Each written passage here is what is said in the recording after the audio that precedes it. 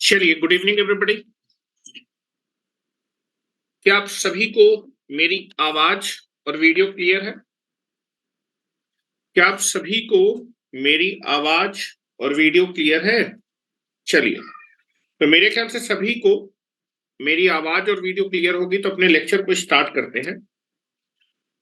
तो कल हम लोगों ने देखा था कि कल मैंने आपको बताया था कि पीरियोडिक सिग्नल के बाइलेटरल लाप्लास ट्रांसफॉर्म कैलकुलेट नहीं किया जा सकते, और अगर आपके पास कोई कांस्टेंट नंबर होगा, ठीक है, कांस्टेंट नंबर होगा, तो कांस्टेंट नंबर का यूनिलैटरल लाप्लास ट्रांसफॉर्म क्या होता है? Constant number divided by S.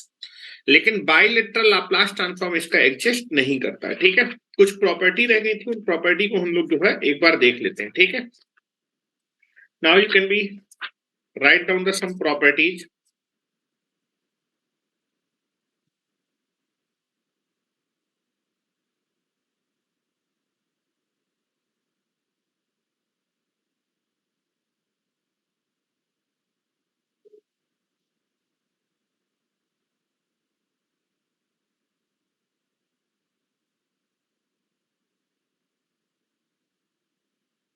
चल, write down the sum properties.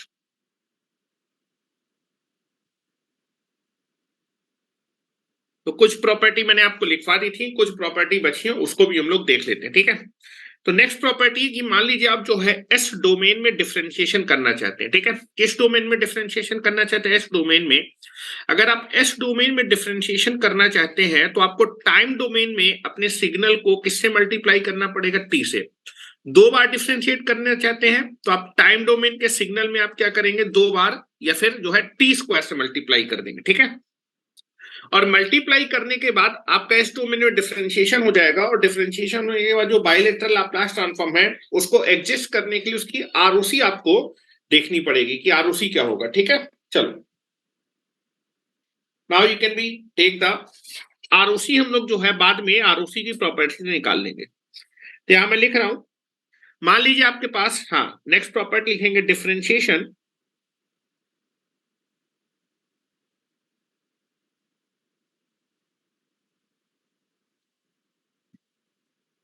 Differentiation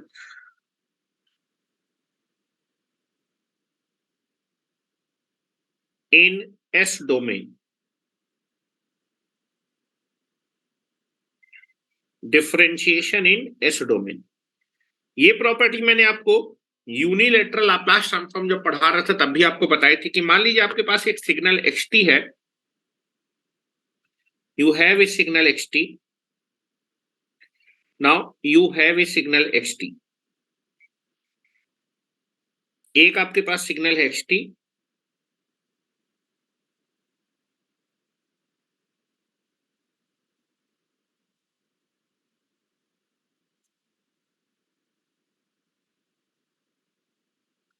xt का मान लीजिए बाइलेटरल लाप्लास ट्रांसफॉर्म आपको मालूम है। बाइलेटरल लाप्लास ट्रांसफॉर्म को हम रिप्रेजेंट कर रहे हैं, that is capital X B of S से, और इसकी आरओसी कितनी है? R1। This is the ROC, ROC nothing but the R1, ठीक है। अब अगर मैं अपने टाइम डोमेन के सिग्नल में किससे मल्टीप्लाई कर दूं? टी से मल्टीप्लाई कर दूं, ठीक है। अगर आप जो है अपने टाइम डोमेन के सिग्नल xt में किससे मल्टीप्लाई कर दें? टी से मल्टीप्लाई कर दें, टी इंटू xt से मल्टी। अगर आप xt में टी से मल्टीप्लाई करेंगे तो xt का, अगर मैं xt में t से मल्टीप्लाई तो xt के लाप्लास ट्रांसफॉर्म का क्या हो जाएगा? डिफरेंशिएशन। कितने टाइम डिफरेंशिएशन हो जाएगा? One times differentiation, that is nothing but the, और बेटा साथ ही साथ क्या आएगा? एक बार माइनस साइन आएगा, this is nothing but the, क्योंकि यहाँ पर t की पावर 1 है ना, t की पावर 1 है तो -1 की पावर कितना होता है? अगर मैं जनरल फार्मूला लिखूं, जनरल फार्मूला लिख देता हूं, ठीक है। तो अगर xt का बाइलेटरल लाप्लास ट्रांसफॉर्म आपको मालूम है, xt में आप किससे मल्टीप्लाई करें? t की पावर n से मल्टीप्लाई करें, किससे? t की पावर n। तो अगर मैं xt में t की पावर n से मल्टीप्लाई करूं तो xt का जो बाइलेटरल लाप्लास ट्रांसफॉर्म है, xt का जो बाइलेटरल लाप्लास ट्रांसफॉर्म है, that is capital X B of S, इसका nth ऑर्डर डिफरेंशिएशन हो जाएगा। कितने ऑर्डर? nth ऑर्डर डिफरेंशिएशन हो जाएगा। साथ ही साथ एम्पलीट्यूड में कितने से गुणा हो जाएगा, -1 की पावर n। ठीक है, this is the bilateral Laplace transform. और बेटा इस बाइलेटरल लाप्लास ट्रांसफॉर्म के लिए लिखने के लिए आरओसी डिफाइन करेंगे, तो इस सिग्नल के नेचर से कि राइट साइडेड है कि लेफ्ट साइडेड है, आप इसकी आरओसी लिखेंगे। आरओसी क्या है, आरओसी, जो कि मैं बाद में लिख लूंगा आरओसी की प्रॉपर्टी से। ठीक है, तो अगर जो है इसी फार्मूले में आप जो है n की वैल्यू 1 रख देंगे, तो xt में आप t से क्या करेंगे, मल्टीप्लाई करेंगे। दैट इज अगर मैं अपने सिग्नल xt में किससे मल्टीप्लाई करूं, t से मल्टीप्लाई करूं, t से मल्टीप्लाई करूं, तो आपका जो बाइलेटरल लाप्लास ट्रांसफॉर्म है क्या हो जाएगा बेटा, दैट इज xt का अगर bilateral Laplace transform capital X b of s है, तो t इंटू xt का जो बाइलेटरल लाप्लास, xt के बाइलेटरल लाप्लास ट्रांसफॉर्म का एक बार तो डिफरेंशिएशन हो जाएगा, that is capital X b of s, and that is -1 की पावर 1 आ जाएगा, दैट इज -1। तो this is nothing but equal to -1 d by ds of capital X b of s। और इसकी जो आरओसी है, ROC nothing but the R3। ठीक है, अगर आप टी स्क्वायर से मल्टीप्लाई करेंगे, xt में टी स्क्वायर से मल्टीप्लाई करेंगे, तो xt के बाइलेटरल लाप्लास ट्रांसफॉर्म का 2 बार डिफरेंशिएशन है। एस डोमेन में डिफरेंस, किस डोमेन में डिफरेंशिएशन चाहिए, डिफरेंशिएशन चाहिए एस डोमेन में। ठीक है, तो उसके लिए आपको टाइम डोमेन में t या फिर टी स्क्वायर या फिर टी क्यूब से, अगर टी स्क्वायर से मल्टीप्लाई करूंगा तो xt के बाइलेटरल लाप्लास ट्रांसफॉर्म का 2 बार डिफरेंशिएशन हो जाएगा, और दैट इज -1 की पावर 2, -1 की पावर 2 प्लस 1 ही हो जाएगा, तो this is d2 by ds square capital X b of s। उसकी आरओसी मान लेते हैं, this is that is r of 4। ठीक है, चलिए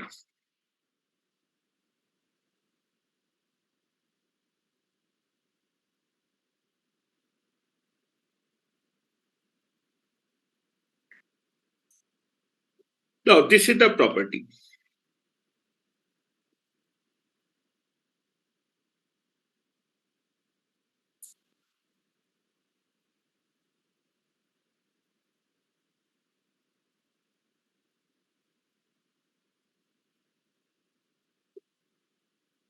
चलो नेक्स्ट हम बात करते हैं, एक यहां पर बाइलेटरल लाप्लास ट्रांसफॉर्म मैं पूछ रहा हूं आपको कैलकुलेट करना। ठीक है, अच्छी बताइए, right sided signal UT, right sided signal में आप किसी भी सिग्नल से मल्टीप्लाई करें तो रिजल्टेंट सिग्नल हमेशा कैसा बनेगा, राइट साइडेड बनेगा। इसको मैं आपको समझाने की कोशिश करता हूं कि अगर किसी राइट साइडेड सिग्नल में अगर आप किसी भी सिग्नल से मल्टीप्लाई कर दें तो कैसा सिग्नल बनेगा, राइट साइडेड सिग्नल बनेगा। ठीक है, फॉर एग्जाम्पल इसको समझने की कोशिश करते हैं। क्वेश्चन में आपको दे रहा हूं, find the bilateral Laplace transform, bilateral Laplace transform of the signal, that is this is nothing but the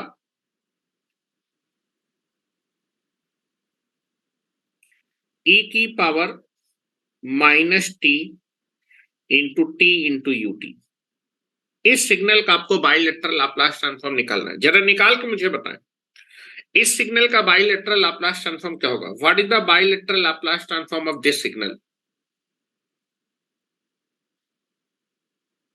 या फिर इसको हम लोग ऐसे लिख देते हैं, चलो t में पहले लिख देता हूं e की पावर -t, बाद में लिख देता हूं, तो कोई दिक्कत थोड़ा है, t इंटू e की पावर -t इंटू ut। इसका बाइलेटरल लाप्लास ट्रांसफॉर्म निकालना। ठीक है, आरओसी, जब भी मैं बाइलेटरल लाप्लास ट्रांसफॉर्म निकालता हूं उसकी आरओसी लिखनी पड़ेगी। आरओसी लिखने के लिए मुझे इसका नेचर लिखना पड़ेगा। ठीक है, तो आप देखेंगे यूटी का तो नेचर मालूम है, ये राइट साइडेड सिग्नल है, और ये जो सिग्नल है ये आपके सारे के सारी टाइम एक्सेस के लिए डिपेंड। तो अब मैं राइट साइडेड सिग्नल में किसी भी सिग्नल से मल्टीप्लाई करूं तो resultant signal right sided signal ही बनने वाला है। ठीक है, चलो कैसे मुझे मालूम कि राइट साइडेड सिग्नल बनेगा, नाउ दिस इज, आप देखेंगे कि t लेस देन 0 पे, t लेस देन 0 पे ut की वैल्यू क्या हो जाएगी, 0। तो पूरे पूरे सिग्नल की वैल्यू कितनी हो जाएगी, 0 हो जाएगी। और t ग्रेटर देन 0 पे ut की वैल्यू हो जाएगी 1, तो केवल यही सिग्नल आएगा। तो किसी भी पॉइंट से पहले अगर सिग्नल की वैल्यू हमेशा 0 है तो आपका जो सिग्नल है वो कैसा होगा, राइट साइडेड। तो इस सिग्नल की वैल्यू अगर मैं निकालूंगा तो t इक्वल टू 0 से पहले सिग्नल की वैल्यू हमेशा कितनी आएगी, 0 आएगी। तो ये सिग्नल कैसा है, राइट साइडेड सिग्नल है। तो मतलब ये राइट साइडेड सिग्नल है, इस राइट साइडेड सिग्नल में किसी भी सिग्नल से मल्टीप्लाई तो रिजल्टेंट सिग्नल भी कैसा बनेगा, राइट साइडेड ही बनने वाला है। ठीक है, क्या आवाज लैग कर रही है क्या? नहीं कर रही ना, ठीक है। चलो यहां पर थोड़ा सा समझने की कोशिश करिएगा, मैं आपको ग्राफ से समझ। मान लीजिए X T is equal to ये दिया हुआ है, X T is equal to है टी इंटू ई की power minus T into U T. ठीक है, ये आपके पास सिग्नल है।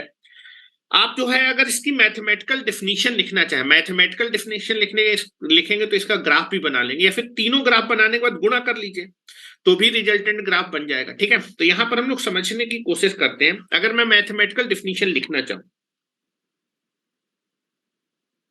40 greater than 0, T greater than 0 पे, टी ग्रेटर देन 0 पे यूटी की वैल्यू कितनी होती है, 1। अगर 1 होती है तो आपका एक्स टी की वैल्यू कितनी आएगी, what is the mathematical function, t into ई की पावर माइनस टी। और टी लेस देन 0 पे अगर मैं बात करूं, टी लेस देन 0 पे यूटी की बेटा वैल्यू कितनी होती है, 0, तो ओवरऑल फंक्शन की वैल्यू कितनी हो जाएगी, 0। This is the mathematical function. तो मतलब अगर मैं एक्स टी का ग्राफ, एक्स टी जो कि इस मैथमेटिकल फंक्शन को रिप्रेजेंट करे, एक्स टी का मैंने मैथमेटिकल डिफिनीशन लिख ली, और इस मैथमेटिकल डिफिनीशन से मैं इसके ग्राफ को बड़ी आसानी से क्या कर सकता हूं, बना सकता हूं। ठीक है, चलिए मैं ग्राफ बनाने की कोशिश करता हूं। Now this is the graph x T,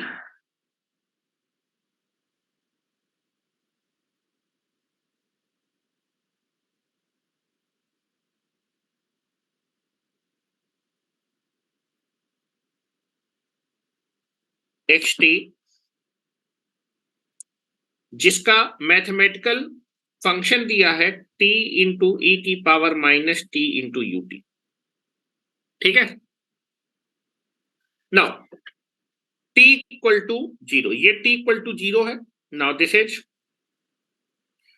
t greater than 0 and this is t less than 0। t less than 0 पे, t लेस देन 0 पे xt की वैल्यू बेटा कितनी है, 0। t लेस देन 0 पे xt की बेटा वैल्यू कितनी है, 0। Now this is the 0। t greater than 0 पे, t ग्रेटर देन 0 पे जो आपके xt की वैल्यू कितनी है, t इंटू यू टी। इसका ग्राफ बनाना है, t इंटू यू टी का ग्राफ बनाना है t ग्रेटर देन 0 पे। तो ये बताइए, अगर मैं इसका ग्राफ बनाऊं, इसके ग्राफ को इसके ग्राफ के साथ गुणा कर दूं, t ग्रेटर देन 0 पे इसका ग्राफ बना लीजिए, इसका ग्राफ बना लीजिए, दोनों का गुणा कर दीजिए, तो किसका ग्राफ बन जाएगा, t इंटू ई की पावर माइनस टी का ग्राफ बन जाएगा। ठीक है, तो मैं ग्राफ बनाने की कोशिश करता हूं। ये तो एक लीनियर लाइन है, ये एक्सपोनेंशियली डिकेइंग फंक्शन है, दोनों के गुणे का ग्राफ चाहिए, तो मैं नीचे ग्राफ आपको दिखा भी देता हूं। ठीक है, लेकिन ये जो ग्राफ आपको बनाना है वो कहां पर बनाना है, टी ग्रेटर देन 0 पे बनाना है। ठीक है, समझने की कोशिश करिएगा। नाउ दिस इज, यहां पर मैं ग्राफ बना रहा हूं टी ग्रेटर देन 0 पे, या फिर आपका जो है टी ग्रेटर देन 0 पे आपको दो सिग्नल चाहिए, एक तो टी का सिग्नल चाहिए और एक ई की पावर माइनस टी का सिग्नल चाहिए। मैं दोनों ग्राफ बना देता हूं। ठीक है, टी, तो आप देखेंगे आपका जो है y बराबर, केवल मैं अगर इसके बारे में बात करूं तो ये क्या है, y बराबर mx, y बराबर mx एक लाइन होती है जिसका स्लोप कितना है 1। और अगर y बराबर mx जो लाइन होती है वो कहां से पास करती है, ओरिजिन से पास करती है। तो नाउ अगर मैं केवल t का ग्राफ ड्रॉ करूं, इसका ग्राफ ड्रॉ करूं t का, ठीक है, दैट इज, इसको आप मान लीजिए x1t, x1t is equal to t है, तो y बराबर mx, y बराबर mx एक लाइन होती है जो कि कहां से पास करती है, ओरिजिन से पास करती है। तो चलो इसका ग्राफ बना देता हूं। पहला सिग्नल जो आपका पहला सिग्नल है that is nothing but the t, तो पहले सिग्नल को मैंने x1t मान लिया, x1t की बेटा वैल्यू कितनी है, t।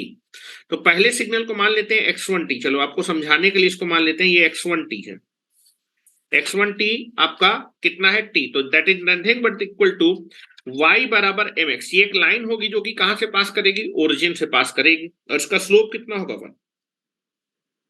ये लाइन है, ध्यान से देखिए, now I can be draw the line, ये आपका ग्राफ है, दैट इज t का ग्राफ है। ठीक है, नाउ t ग्रेटर देन 0 पे आपको चाहिए, t ग्रेटर देन 0 पे ये लीनियर लाइन होगी, t ग्रेटर देन 0 पे, और ये आपके जो है t लेस देन 0 पे इसका ग्राफ है। दूसरा ग्राफ चाहिए e की power minus T, exponentially decaying function, exponentially decaying function, यहां देखते जाइए। Now this is exponentially decaying function, exponentially decaying function का ग्राफ ऐसा होता है। इसको मान लेता हूं x2t, x2t क्या e की पावर माइनस टी, इसका ग्राफ ड्रॉ करना है।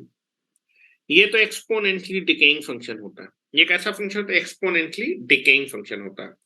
Now this is nothing but the, ये t ग्रेटर देन 0 पे, ये t लेस देन 0 पे। अब मुझे दोनों के प्रोडक्ट का ग्राफ चाहिए। देखो इन दोनों के प्रोडक्ट का ग्राफ चाहिए, इन दोनों का प्रोडक्ट कर देंगे तो ये बन जाएगा, लेकिन ये ग्राफ आपको कहां पर चाहिए? T greater than 0। तो टी ग्रेटर देन 0 पे ये टी का ग्राफ है, ये टी ग्रेटर देन 0 पे ई की पावर माइनस टी का ग्राफ है। ये किसका ग्राफ है? ये ई की पावर माइनस टी का ग्राफ है, और ये किसका ग्राफ है? टी का ग्राफ है। दोनों के गुणे का ग्राफ चाहिए। इतना पहले बना लीजिए, फिर मैं दोनों के गुणे का ग्राफ बना रहा हूं।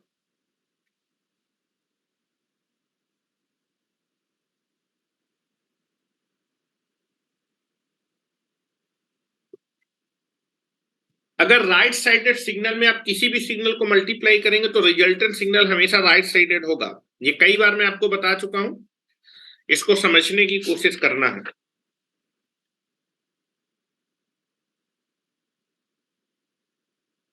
हो गया क्या? हो गया? चलो, दोनों के गुणे का ग्राफ बना रहा हूं। केवल टी ग्रेटर देन 0 पे देख लीजिए, बस टी ग्रेटर देन 0 पे।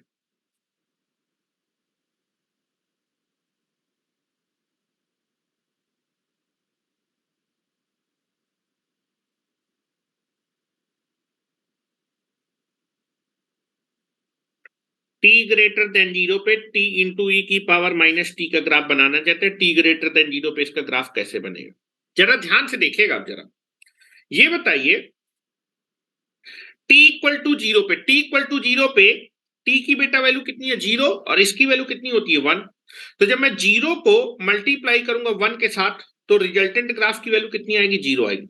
तो टी इक्वल टू 0 पे, हेलो, टी इक्वल टू 0 पे ध्यान से देखिए, टी इक्वल टू 0 पे टी की बेटा वैल्यू कितनी है? टी इक्वल टू 0 पे टी की वैल्यू कितनी है? ग्राफ से देख रहा होगा, टी की वैल्यू है 0, और टी इक्वल टू 0 पे e की पावर माइनस टी की वैल्यू कितनी होती है? 1। तो 0 को जब आप 1 से मल्टीप्लाई करेंगे तो रिजल्टेंट सिग्नल कितना होगा? 0। ग्राफ 0 से स्टार्ट होगा। उसके बाद ये बताइए, टी ग्रेटर देन 0 पे ये भी पॉजिटिव है और ये भी पॉजिटिव है, तो दो पॉजिटिव नंबर का गुणा जो है हमेशा कैसा आएगा? पॉजिटिव। मतलब ग्राफ यहां बनेगा पॉजिटिव नंबर में। और t टेंड्स टू इनफाइनाइट, जब t की वैल्यू इनफाइनाइट जाएगी तो इसकी वैल्यू इनफाइनाइट जाएगी, इसकी वैल्यू 0 आएगी। इनफाइनाइट को जब किससे गुणा करेंगे? 0। 0 से जब किसी भी नंबर को गुणा करेंगे तो रिजल्टेंट प्रोडक्ट कितना आएगा? 0 आएगा। तो आप देखेंगे t इक्वल टू 0 पे ग्राफ की वैल्यू 0 है, बीच में दोनों का गुणा पॉजिटिव आएगा, और फिर t टेंड्स टू इनफाइनाइट पे दोनों का गुणा कितना आना है? 0 आना है। तो ये बताइए ग्राफ कैसा बनेगा?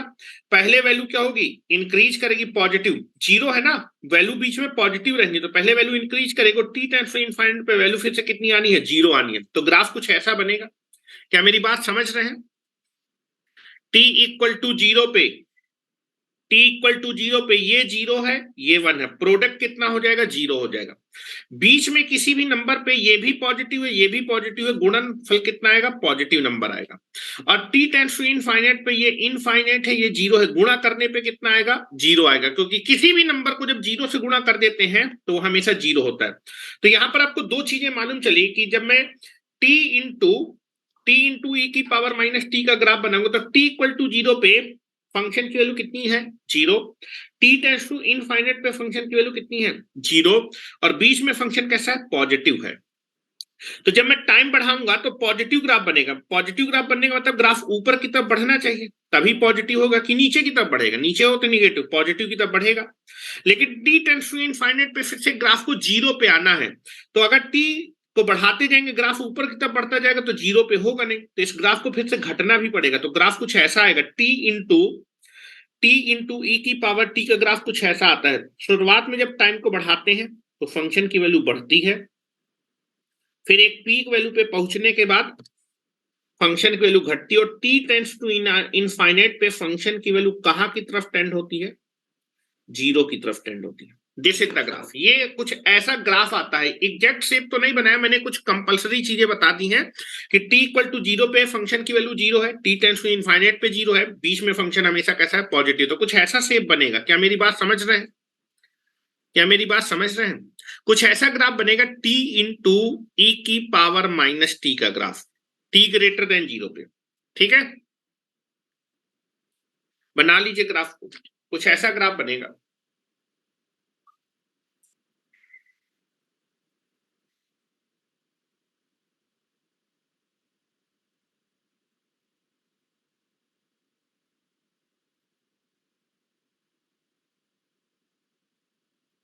केवल मैंने टी ग्रेटर देन 0 के लिए ग्राफ बनाया है, क्योंकि मुझे ओरिजिनल जो ग्राफ बनाना था वो टी ग्रेटर देन 0 के लिए बनाना था। तो जरा ध्यान से देखिएगा, यहां पर आइए, टी ग्रेटर देन 0 पे जो एक्स टी है उसका मैथमेटिकल फंक्शन क्या है, टी इंटू ई की power minus t. T into ई की पावर माइनस टी का ग्राफ बनाना है। तो टी इक्वल टू 0 पे आपके फंक्शन की बेटा वैल्यू कितनी होगी, 0। ठीक है, टी टेंड्स टू इनफाइनाइट पे उसकी वैल्यू कितनी आएगी, 0, और बीच में कहीं पॉजिटिव आएगा। तो ग्राफ कुछ ऐसा बनेगा, पहले आपका ग्राफ थोड़ी देर इंक्रीज करेगा, फिर एक पीक वैल्यू पे पहुंचेगा, और टी टेंड्स टू इनफाइनाइट पे फिर से ग्राफ को कहां पर टेंड करना है, 0 पे टेंड करना है। तो ग्राफ कुछ ऐसा बनेगा। ये जो मैंने ग्राफ बनाया टी ग्रेटर देन 0 पे, ये किसका ग्राफ है, टी इंटू ई की पावर माइनस टी। तो नाउ एक्स टी जो कि कितना था, टी इंटू ई की power minus T into UT, उसका ग्राफ बना लिया। ये सिग्नल जरा मुझे बताओ कैसा है, लेफ्ट साइडेड की राइट साइडेड? ये सिग्नल कैसा है आपका, t इक्वल टू 0 से पहले सिग्नल की वैल्यू कैसी है, 0 है। तो this is a right sided signal, this is a right. X T का ग्राफ बनाए, ये एक्स टी का ग्राफ बनाए, एक्स टी जो कि मैथमेटिकली इस फंक्शन को रिप्रेजेंट कर रहा है, this is the right sided signal. अब इस चीज को आप डायरेक्ट कैसे समझ सकते थे उसको समझिए, this is a right sided signal.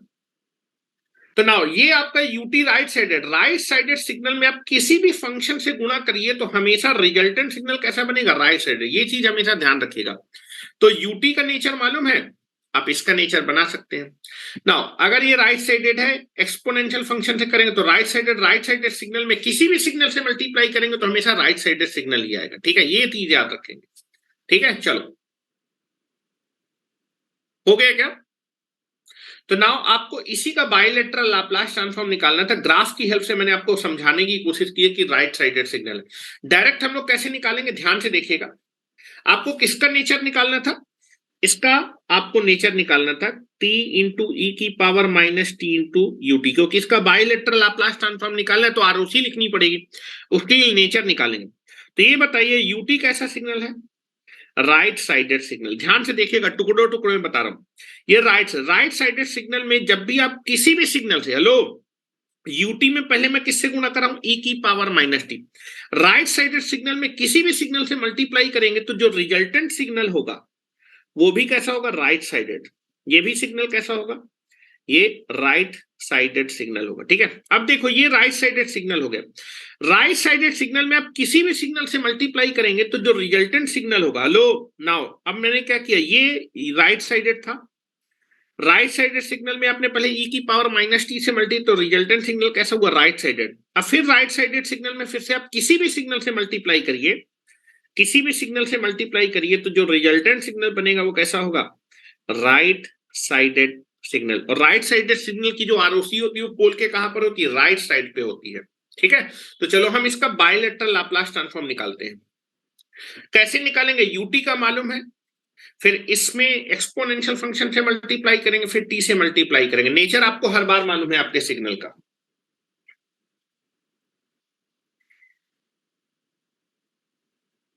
चलो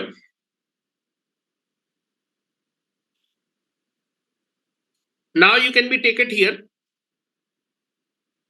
चलो आपको इसका बायलेटरल लाप्लास ट्रांसफॉर्म निकालना था, स्टार्ट करेंगे यूटी से। यूटी जो कि मेरा कैसा सिग्नल है, राइट साइडेड सिग्नल है, इसका बाइलेटरल लाप्लास ट्रांसफॉर्म निकाल रहा हूं। बाइलेटरल लाप्लास ट्रांसफॉर्म कितना हो जाएगा, 1/s। क्योंकि राइट साइडेड सिग्नल है तो इसकी जो आरओसी होगी पोल के राइट, पोल कहां पर आएगा, s equal to 0, s equal to 0 के राइट साइड पे जितने भी कॉम्प्लेक्स नंबर है सबके लिए इसका बाइलेटरल लाप्लास ट्रांसफॉर्म है। s इक्वल टू 0 के राइट साइड पे जितने भी कॉम्प्लेक्स नंबर पड़ेंगे सबका जो रियल पार्ट होगा वो क्या होगा बेटा, 0 से बड़ा होगा। This is the ROC. अब यूटी का मुझे मालूम है, यूटी में ई की पावर माइनस टी से मल्टीप्लाई कर रहा हूं, दिस इज ई की power minus T into UT. तो ना इसका नेचर निकालो पहले। ये राइट साइडेड सिग्नल है, राइट साइडेड सिग्नल में किसी भी सिग्नल से मल्टीप्लाई करने के बाद जो रिजल्टेंट सिग्नल बनेगा वो भी कैसा होगा, राइट साइडेड सिग्नल। तो that is right sided signal में आप किसी भी सिग्नल से मल्टीप्लाई करेंगे तो जो रिजल्टेंट सिग्नल है वो भी राइट साइडेड सिग्नल, नेचर मालूम चलेगा राइट साइडेड सिग्नल।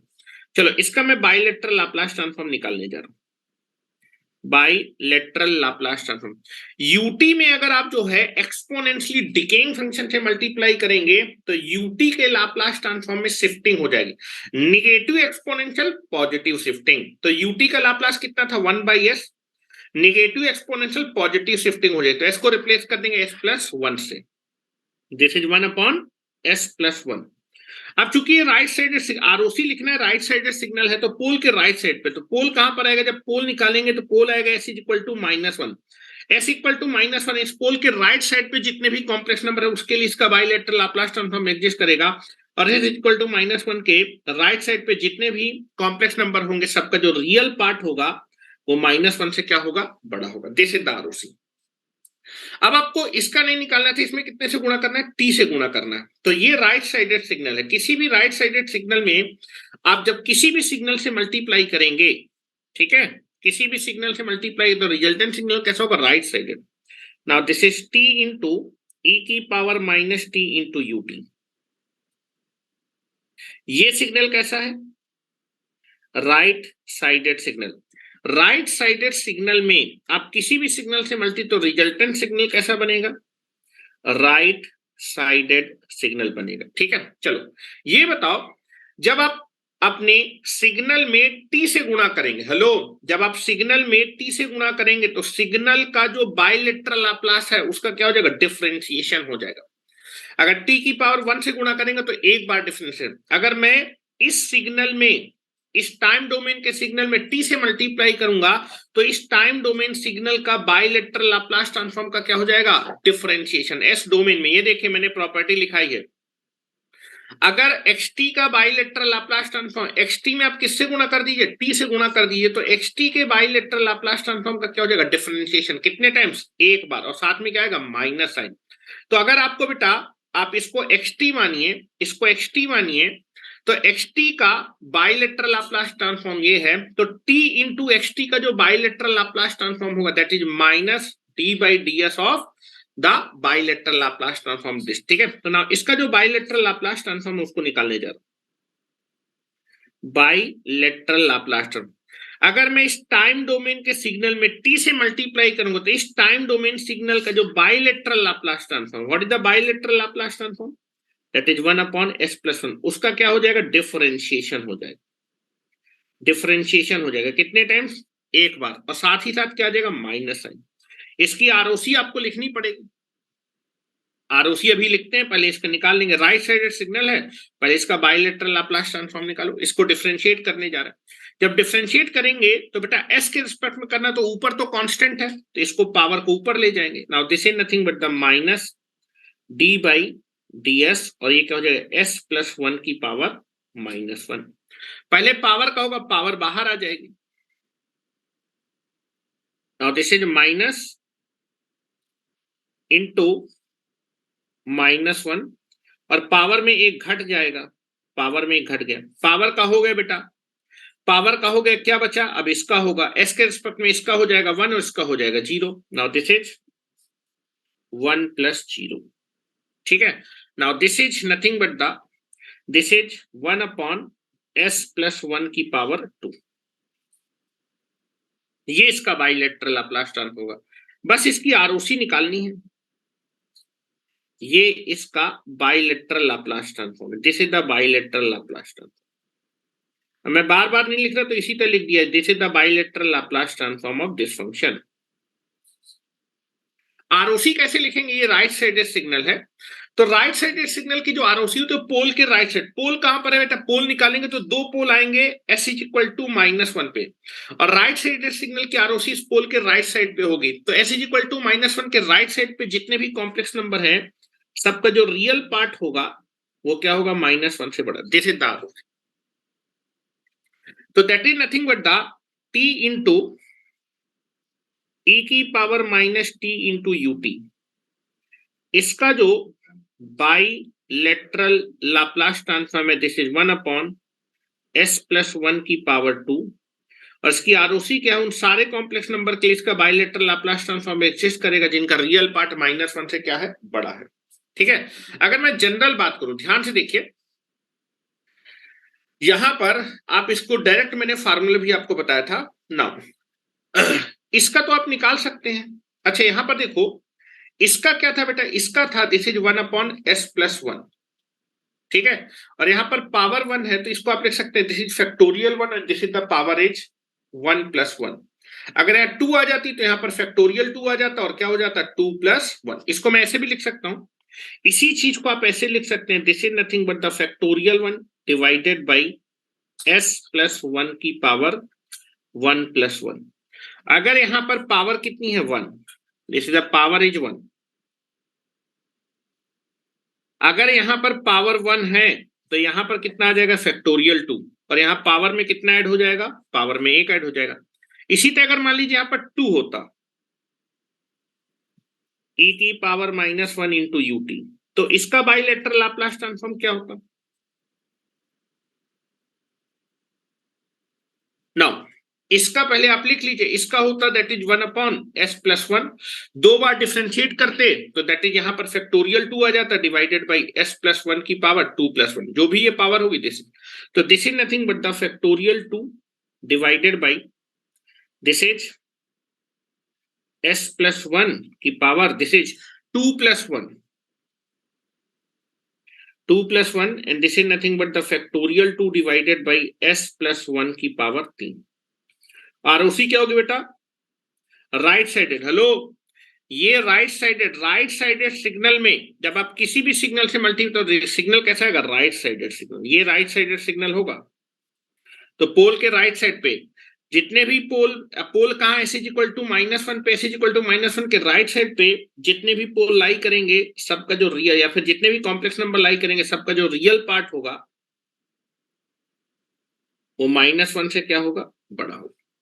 ठीक है, अगर मान लीजिए यहां पर मैं ए लिख देता तो यहां भी कितना आ जाता, ए आ जाता। ठीक है, तो मैं जनरल फार्मूला लिख देता हूं,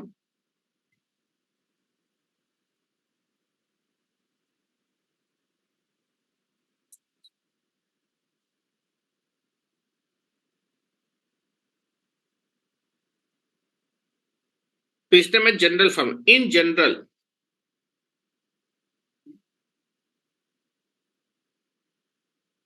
t की पावर n e की पावर -at इंटू यूटी। कैसे निकालते बेटा इसका बाइलेटरल लाप्लास ट्रांसफॉर्म, ध्यान से देखिए। यूटी का कितना होता है बेटा, 1, यूटी का 1/s, negative exponential positive shifting, और फिर यहां पर पावर n है ना, तो यहां पर फैक्टोरियल आना जाता और यहां पर n+1 आ जाता। हेलो, यूटी का कितना होता है, 1/s, negative exponential positive shifting, फिर t की पावर n है ना, तो यहां पर फैक्टोरियल n और यहां पर n की पावर +1। तो this is nothing but the t की पावर n इंटू e की पावर -80 इंटू यूटी। इसका बाइलेटरल लाप्लास ट्रांसफॉर्म क्या होगा, factorial n divided by s+a की पावर n+1। और चूंकि ये राइट साइड है, यूटी राइट साइडेड है, तो राइट साइडेड सिग्नल में जब मल्टीप्लाई करेंगे तो रिजल्टेंट सिग्नल भी कैसा आएगा, राइट साइडेड सिग्नल। और आरओसी क्या होगी बेटा, पोल आएगा s इज इक्वल टू -1 पे, s इज इक्वल टू -1 के राइट साइड पे जितने भी कॉम्प्लेक्स नंबर होंगे सबका जो रियल पार्ट होगा वो -a से क्या होगा, बड़ा होगा। This is the ROC. क्या मेरी बात समझ रहे हैं, ये मैं आपको बता चुका हूं यूनिलैटरल में फार्मूले। बायलेटरल में आपको आरओसी जरूर लिखनी है बस। यूटी का आया था 1/s, negative exponential positive shifting, अगर यहां t की पावर n है तो यहां पर फैक्टोरियल n हो जाएगा और यहां पर n+1 हो जाएगा। यहां पर भी देखिए ut का 1/s, negative shifting, positive negative exponential positive shifting, फिर यहां 2 है तो यहां पर फैक्टोरियल 2 आ गया था, 2+1 दैट इज द 3।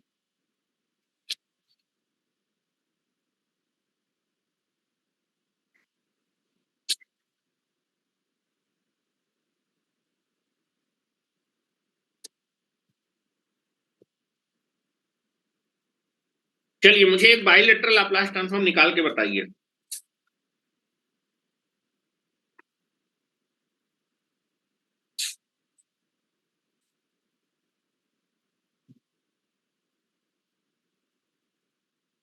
चलिए क्वेश्चन लिखें, find the bilateral Laplace transform of the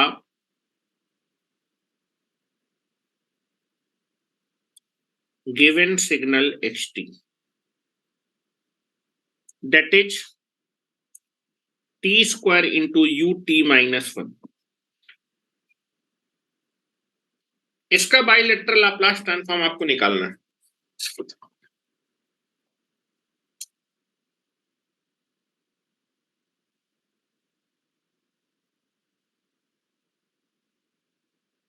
चलो करो, बताओ मुझे कितना आंसर आएगा।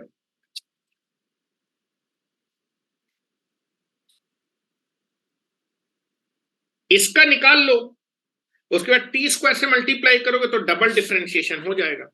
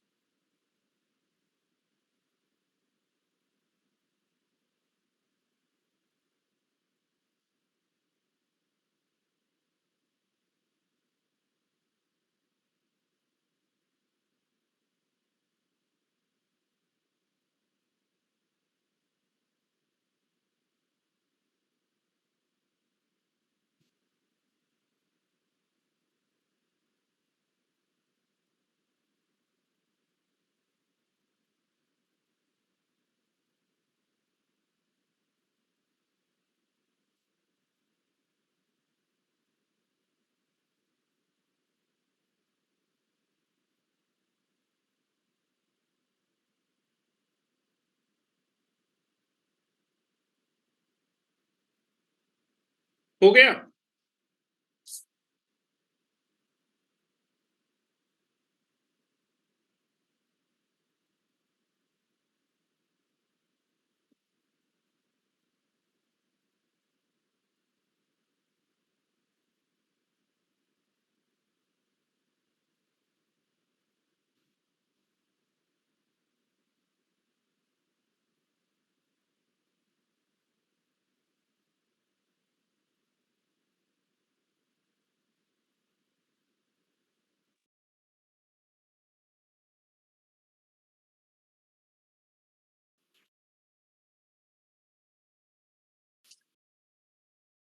चलो देखो, इधर सॉल्यूशन कर रहे हैं।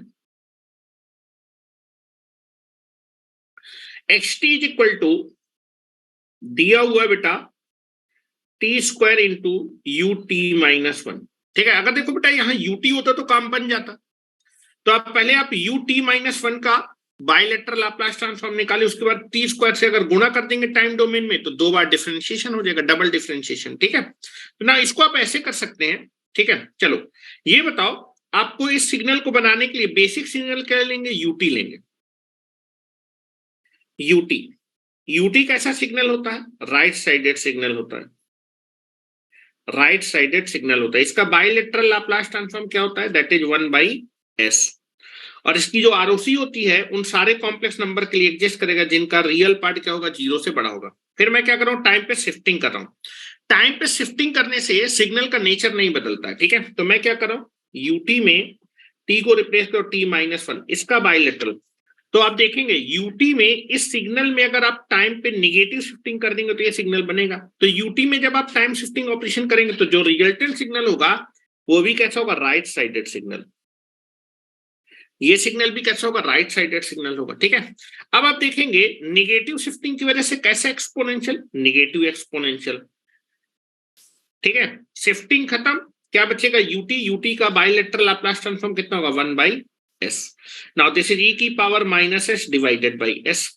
आरओसी लिखनी है राइट साइडेड सिग्नल की। आरओसी का तो पोल के राइट साइड, पोल है =0 पे, और बेटा s=0 के राइट साइड के जितने भी कॉम्प्लेक्स नंबर सबके लिए इसका बाइलेटरल लाप्लास ट्रांसफॉर्म एग्जिस्ट करेगा, और s=0 के राइट साइड पे जितने भी कॉम्प्लेक्स नंबर है सबका रियल पार्ट क्या होगा? 0 से बड़ा होगा। अब आपने क्या किया? इसका आ गया टी स्क्वायर से मल्टीप्लाई किया। तो अगर मैं टाइम डोमेन के सिग्नल में, हेलो, टाइम डोमेन का ये सिग्नल था, इसमें कितने से गुणा कर दूं, टी स्क्वायर से मल्टीप्लाई कर दूं। तो ये राइट साइडेड सिग्नल था, ध्यान से देखिए, आरओसी लिखनी पड़ेगी, ये right sided signal. Right sided signal में किसी भी सिग्नल से अगर आप मल्टीप्लाई करेंगे तो रिजल्टेंट सिग्नल भी कैसा रहेगा, राइट साइडेड। नेचर मालूम चल गया, आरओसी लिख लेंगे यहां से। इसका आपको बाइलेटरल लाप्लास ट्रांसफॉर्म निकालना है ना, बड़ी आसानी से निकाल सकते हैं। अगर आप अपने सिग्नल में टी स्क्वायर से मल्टीप्लाई, तो सिग्नल का जो बाइलेटरल लाप्लास ट्रांसफॉर्म है, now this is the signal का बाइलेटरल लाप्लास ट्रांसफॉर्म, उसका क्या हो जाएगा, डिफरेंशिएशन। कितनी बार हो जाएगा, 2 बार। और बेटा एम्पलीट्यूड में -1 की पावर कितना आ जाएगा, 2, -1 की power 2, this is the 1। 2 bar differentiation करना है, बस इसको 2 बार डिफरेंशिएट कर लो न्यूमरेटर अपॉन डिनोमिनेटर से। और जब करने के बाद जब इसका बाइलेटरल लाप्लास ट्रांसफॉर्म हो तो आरओसी लिख लेंगे। पहले इसका बाइलेटरल लाप्लास ट्रांसफॉर्म निकालिए, निकालने के लिए इसका डबल डिफरेंशिएशन करना पड़ेगा। तो डबल डिफरेंशिएशन मैं अलग से कर लेता हूं, d2 बाई ds स्क्वायर। इस सिग्नल का आपको डिफरेंशिएशन करना, इस सिग्नल का आपको डिफरेंशिएशन करना। नाउ दिस इज, ऊपर भी बेटा देखो एस का टर्म है, नीचे भी एस का टर्म है, तो न्यूमरेटर अपॉन डिनोमिनेटर वाला फार्मूला लगेगा। तो इसका डिफरेंशिएशन क्या होगा बेटा, दिस इज डिनोमिनेटर, ठीक है। पहले एक बार कर रहे हैं, एक बार कर रहे हैं। Now this is nothing but the, double करना है ना, तो एक बार कर रहे हैं। पहले d2 by D S square को लिख सकते हैं d by D S into D by D S, e की power -s divided by s, ठीक है। नाउ दिस इज, इसको डबल डिफरेंशिएट करेंगे तो न्यूमरेटर अपॉन डिनोमिनेटर आ जाएगा। Now this is nothing but the d by D S. तो पहले आ जाएगा बेटा denominator, differentiation of numerator, minus numerator differentiation of denominator divided by denominator का होल स्क्वायर, ठीक है। Now this is d by D S. Now this is s, इसका हो जाएगा e की पावर -s, बट एक्सपोनेंशियल का हुआ, एक्सपोनेंशियल के बाद -s का होगा, दिस इज -1, माइनस e की पावर -s डिवाइडेड बाई कितना हो जाएगा, s स्क्वायर, इसका हो जाएगा 1। तो now this is nothing but the d by D S, this is -e की पावर s इंटू e की पावर -s माइनस e की power -s divided by s square. फिर से इसका डिफरेंशिएट कर देंगे। चलो इसमें से कॉमन क्या है, नाउ दिस इज, इसको ये न्यूमरेटर डिनोमिनेटर, फिर से क्या करेंगे, न्यूमरेटर अपॉन डिनोमिनेटर, तो this is the denominator differentiation of numerator. Numerator में क्या है, s इंटू e की पावर -s माइनस e की power -s minus, this is -s into e की पावर -s माइनस e की power -s। Now this is nothing but the differentiation of, now this is differentiation of denominator, this is divided by denominator का whole square, denominator का whole square, ठीक है। चलो now इसको जो है अंदर लेके जाएंगे, समेशन में डिस्ट्रीब्यूट हो जाएगा। now this is nothing but the s square, ध्यान से देखिए, this is d by ds into -s into e की power -s minus d by D S of e की पावर -s। यहां पर आप देखेंगे इस माइनस को मैं अंदर ले जा रहा हूं तो ये प्लस हो जाएगा। Now this is plus s into ई की पावर -s प्लस e की पावर -s, और s स्क्वायर का कितना हो जाएगा बेटा, 2s डिवाइडेड बाई s की पावर 4, ठीक है। Now this is nothing but the s square, ये माइनस बाहर आ जाएगा और यहां पर फर्स्ट इंटू सेकंड का डिफरेंशिएशन हो जाएगा, माइनस आ जाएगा, first function differentiation of second function plus second function differentiation of first function minus e की power -s into -1 plus this is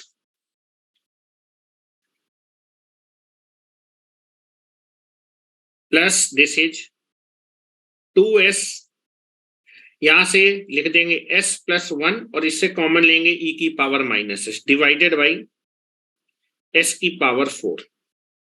now this is nothing but the s square. Now this is, यहां पर आप देखेंगे ये जब निकालेंगे तो this is minus s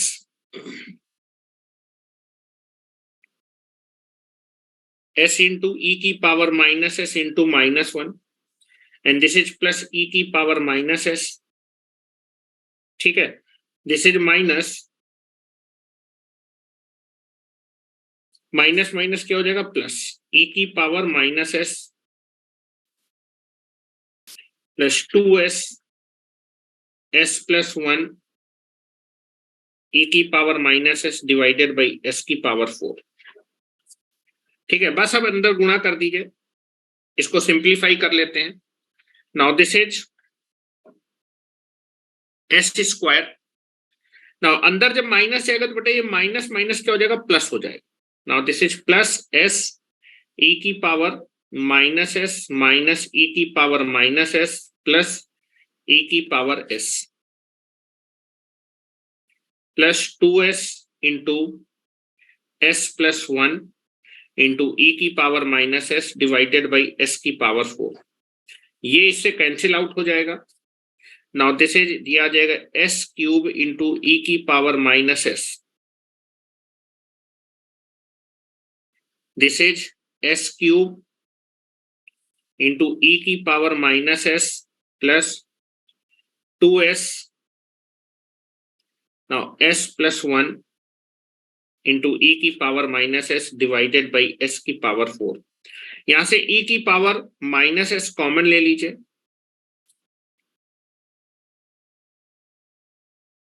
this is ई की पावर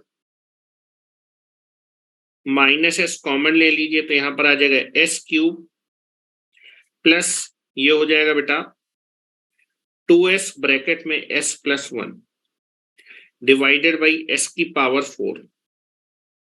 और जब गुणा करेंगे तो आ जाएगा e की power minus s cube plus 2s square plus this is 2s divided by s की पावर 4. और यहां से एक s चला जाएगा बेटा. यहां से आप जो है देखेंगे एक s काट दीजिए, एक s यहां से कट जाएगा तो यहां पर आ जाएगा this is nothing but the e की पावर माइनस s, यहां आ जाएगा s square plus 2s plus 2 divided by s cube. This is the double differentiation of e की पावर, अरे ये क्या हो गया, डबल डिफरेंशिएशन ऑफ e की power minus s divided by s. This is the double differentiation. Puja तुम्हारा ये क्या गया था 2e की power minus s divided by s cube.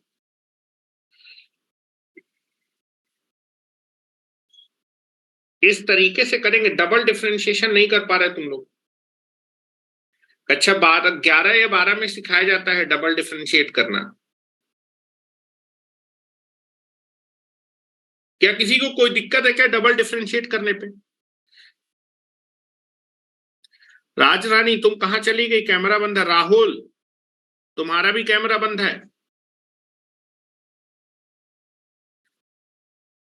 क्या डबल डिफरेंशिएट करने में कोई दिक्कत है? डबल डिफरेंशिएट जैसे सिंगल सिंगल करके किया है बस सेम चीज है. बस आपको ध्यान रखना है कि अगर न्यूमरेटर अपॉन डिनोमिनेटर है तो वो वाला फार्मूला फर्स्ट इंटू सेकंड का अगर आएगा तो फर्स्ट इंटू सेकंड का लगा दूंगा. अभी हमने बाइलेटरल लाप्लास ट्रांसफॉर्म निकाला लेकिन अभी आरओसी नहीं लिखी. आरओसी में लिखने जा रहा हूं, देखते जाइएगा.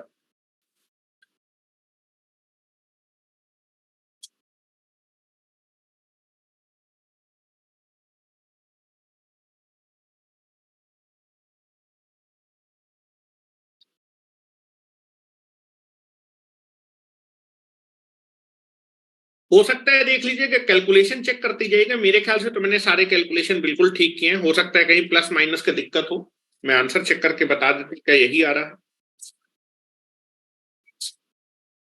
बाकी मेरी तरफ से कैलकुलेशन मैंने बिल्कुल ही ठीक किए हुए हैं. ऊपर नीचे कुछ कभी कभी प्लस माइनस हो जाए। हाँ, यही आंसर आ रहा है जो मैंने लिखा हुआ है, बिल्कुल करेक्ट। जो मैंने लिखा है बिल्कुल यही आंसर आ रहा है। हो गया क्या?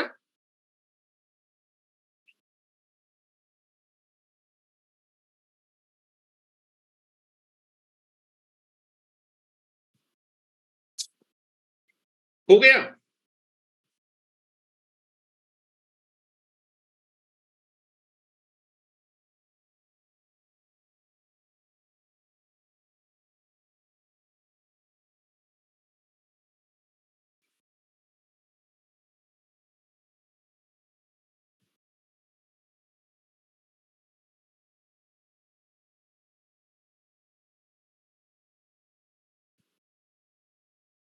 चलिए, मेरे ख्याल से हो गया होगा।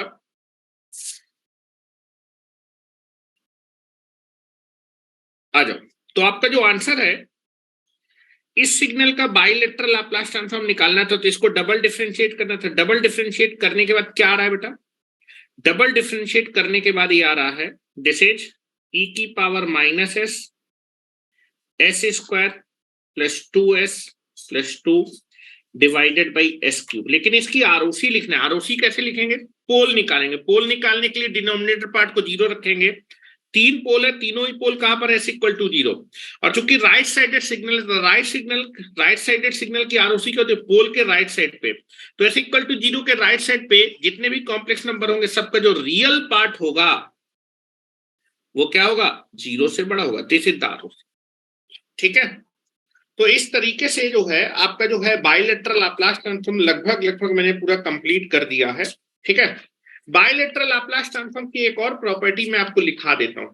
कई बार आपसे पूछता है कि सिस्टम स्टेबल कब होगा। स्टेबिलिटी निकालने के लिए भी बाइलेटरल लाप्लास ट्रांसफॉर्म यूज करते हैं।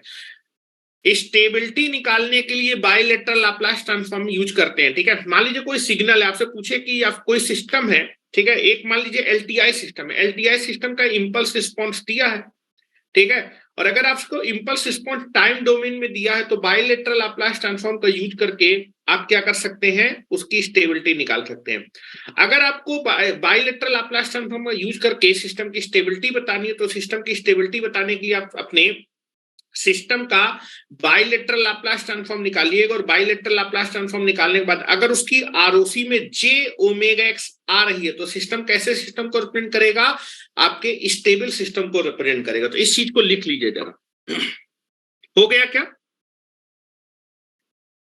ठीक है, लिखें जरा। स्टेबिलिटी निकालने के लिए कई बार सिस्टम की स्टेबिलिटी, जैसे आप देखेंगे कि आपने कंट्रोल सिस्टम में स्टेबिलिटी निकालना सर ने बताया होगा। ठीक है, हिमांशु सर ने जब आपको कंट्रोल सिस्टम पढ़ाया होगा, तो उसमें सर ने बताया होगा कि स्टेबल सिस्टम के लिए सारे के सारे पोल कहाँ लाई करने चाहिए? Left half of the span में लाई करने चाहिए। ठीक है। अगर सारे के सारे pole left half of the span में लाई करेंगे, तो राइट साइडेड सिग्नल, तो और जो है स्टेबल सिस्टम की जो आरओसी होती है, वो आपकी क्या होगी? जो भी पोल होगा, पोल के राइट साइड पे होगा। तो अगर सारे के सारे pole left half of the span में है, तो जब मैं राइट मोस्ट पोल के राइट साइड का रीजन निकालूंगा, तो आरओसी में जी ओमेगा एक्स आ जाएगा। तो पहले मैं लिखवा देता हूं, फिर मैं आपको समझाने की कोशिश करता हूं। लिखें।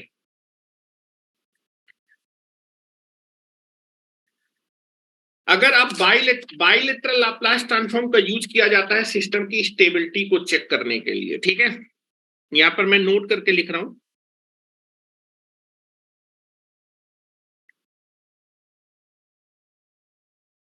नोट करके लिखें।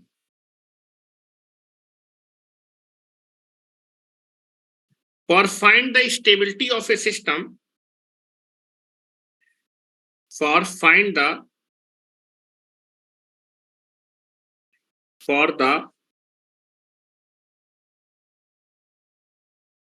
फॉर फाइंडिंग द, ये लिखे, for finding,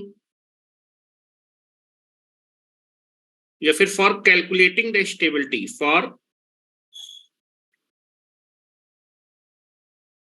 calculating the stability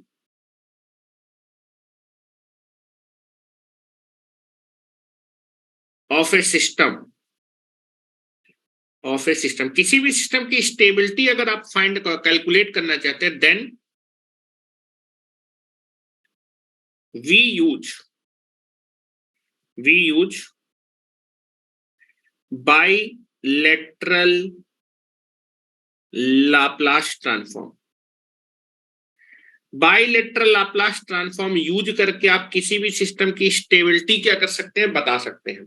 ठीक है, अगर आप किसी भी सिस्टम की स्टेबिलिटी बताना चाहते हैं तो आप बाइलेटरल लाप्लास ट्रांसफॉर्म क्या कर सकते हैं, यूज कर सकते हैं। ठीक है, अब बाइलेटरल लाप्लास ट्रांसफॉर्म यूज करके स्टेबिलिटी कैसे बताएंगे? अगर आपके पास किसी सिग्नल की स्टेबिलिटी चेक करनी है तो आप उसका बाइलेटरल लाप्लास ट्रांसफॉर्म निकालिए, और बाइलेटरल लाप्लास ट्रांसफॉर्म निकालने के बाद आप क्या करिए, उसकी आरओसी चेक करिए।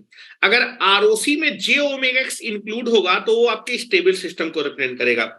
यूनिलेटरल से कैसे निकालते थे? यूनिलेटरल में क्या करते थे, यूनिलेटरल लाप्लास ट्रांसफॉर्म से कैसे निकालते थे? पहले तुम क्या करते थे, यूनिलेटरल लाप्लास ट्रांसफॉर्म लेते, उसके बाद पोल निकालते थे। अगर सारे के सारे पोल कहां पर लाई करते थे, left half of the span में लाई करते थे, तो सिस्टम कैसा होता था, स्टेबिलिटी। तो मैं दोनों लिखे दे रहा हूं।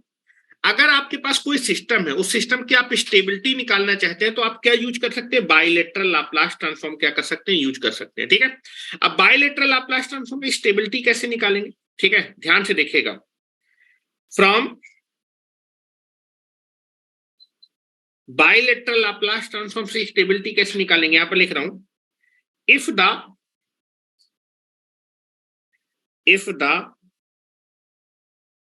आरओसी, यहां पर मैं लिख रहा हूं, if we calculate the bilateral Laplace transform and the bilateral Laplace transform of the signal, या फिर ये लिखे, if the ROC of a bilateral Laplace transform, अगर किसी सिस्टम की स्टेबिलिटी निकालना चाहते हैं तो आप उसका बाइलेटरल लाप्लास ट्रांसफॉर्म निकालिए, और बाइलेटरल लाप्लास ट्रांसफॉर्म निकालने के बाद आरओसी निकालिए। If the ROC of the bilateral Laplace transform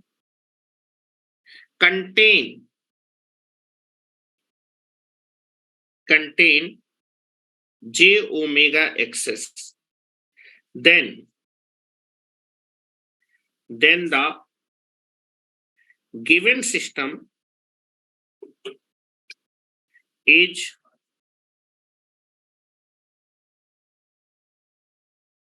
represent a stable system। तब वो सिस्टम कैसे सिस्टम को रिप्रेजेंट करेगा, स्टेबल सिस्टम को क्या करेगा, रिप्रेजेंट करेगा। ठीक है, जैसे एग्जांपल ले रहा हूं मैं,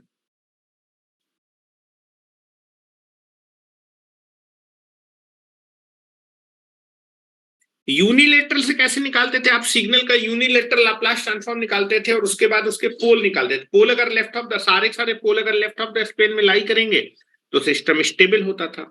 ठीक है, चलिए क्वेश्चन लिख रहा हूं मैं यहां पर।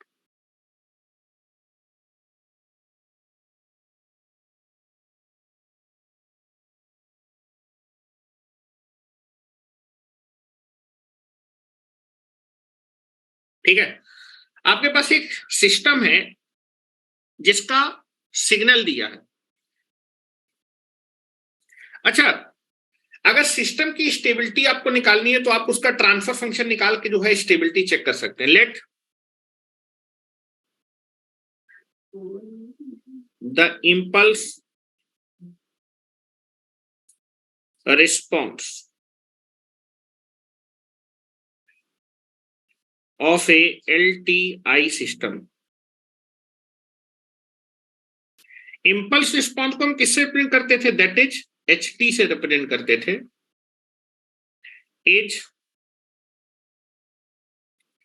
e की पावर -t into UT।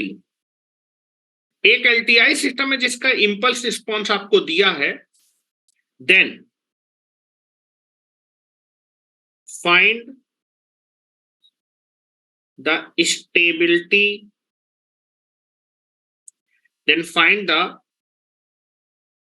system stability, then find the system stability। तब आपको सिस्टम की स्टेबिलिटी बताना है कि एक LTI सिस्टम है जिसका इंपल्स रिस्पॉन्स आपको मालूम है, वो LTI सिस्टम एक स्टेबल सिस्टम को रिप्रेजेंट कर रहा है कि नहीं। दो तरीके हैं, या तो आप यूनिलेटरल लाप्लास ट्रांसफॉर्म से स्टेबिलिटी चेक करिए, फिर बाइलेटरल से। दोनों से मैं करके दिख रहा हूं, दोनों से सेम आंसर आएगा। ठीक है, सोल्यूशन करके दिखा रहा हूं। चलिए, आपको एक एलटीआई सिस्टम है, इसका कौन सा रिस्पॉन्स दिया? Impulse response. Impulse response HT दिया। इंपल्स रिस्पॉन्स का अगर मैं लाप्लास ट्रांसफॉर्म ले, यूनिलेटरल लाप्लास ट्रांसफॉर्म ले लेंगे तो ट्रांसफर फंक्शन आ जाएगा, और ट्रांसफर फंक्शन की हेल्प से आप पोल निकाल लेंगे। अगर पोल आपके सारे के सारे पोल आपके लेफ्ट ऑफ द प्लेन में लाई करेंगे तो सिस्टम कैसा होगा? Stable system. तो पहले मैं स्टेबिलिटी आपको यूनिलेटरल लाप्लास ट्रांसफॉर्म से निकालने की बता रहा हूं, ठीक है? यूनिलेटरल लाप्लास ट्रांसफॉर्म की हेल्प से स्टेबिलिटी निकालो। तो पहले मेथड नंबर 1, आप देखेंगे जब सर ने आपको स्टेबिलिटी पढ़ाया होगा तो हमेशा ट्रांसफर फंक्शन की जरूरत पड़ती है। मेथड नंबर 1, और जो कंट्रोल सिस्टम में आपने लाप्लास ट्रांसफॉर्म पढ़ा था वो यूनिलेटरल पढ़ा था, वहां कहीं आरओसी नहीं लिखी थी। तो method number 1, with the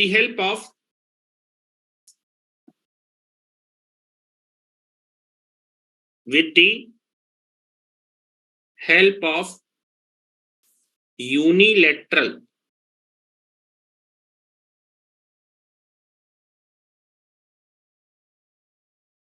Laplace transform, unilateral Laplace transform का यूज कर रहे हैं, उसकी हेल्प से मैं आपको स्टेबिलिटी निकालना बता रहा हूं। तो आपके पास जो इंपल्स रिस्पॉन्स है, एलटीआई सिस्टम का इंपल्स रिस्पॉन्स, इंपल्स रिस्पॉन्स को हम लोग किससे रिप्रेजेंट कर रहे हैं? एचटी से। अगर किसी भी सिस्टम की स्टेबिलिटी निकालनी है तो ट्रांसफर फंक्शन की जरूरत पड़ेगी। इंपल्स रिस्पॉन्स कितना है? ई की power minus T into UT. Transfer function क्या होता है?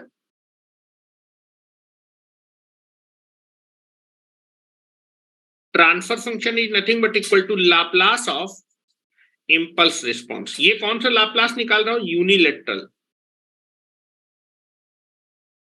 इंपल्स रिस्पॉन्स का आप लोग क्या ले लीजिए? लाप्लास ट्रांसफॉर्म ले लीजिए, तो कौन सा फंक्शन आ जाएगा? Transfer function. ठीक है, चलो नाउ ई की power minus T into UT. Unilateral Laplace transform निकाल रहे हैं तो यूटी का कितना होता है बेटा? 1/s, negative exponential positive shifting. तो कितना हो जाएगा ट्रांसफर फंक्शन? 1/s+1। क्या किसी को कोई दिक्कत है क्या? ट्रांसफर फंक्शन निकालिए। ट्रांसफर फंक्शन निकालने के बाद आप क्या करिए? स्टेबिलिटी निकालनी है। स्टेबिलिटी निकालने की क्या करेंगे? पोल ड्रॉ करेंगे। सारे के सारे पोल कहां पर लाई कर रहे हैं? Left of the plane. तो सिस्टम कैसा होगा? स्टेबल। ट्रांसफर फंक्शन निकालने के बाद आपने क्या किया? पोल निकालिए।